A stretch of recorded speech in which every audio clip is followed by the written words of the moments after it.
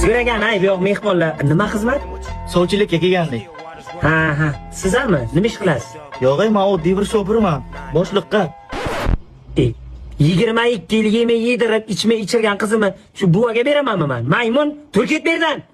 O'zingiz bo'lsang, boboni 1 oylik umrlari qolgan. Ertangdan o'lalar. Hech kimlari yo'q. Shunga qizingizni bersangiz, mol dunyo hammasi qiz zotiga o'tadi.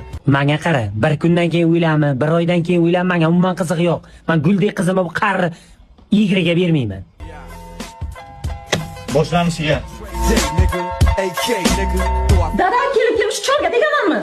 Jonim qizim 1 oylik umri qolgan, 92 yoshli chol hech narsa qila olmaydi. 1 oygina ichida o'lgandan keyin hamma meros senga qoladi.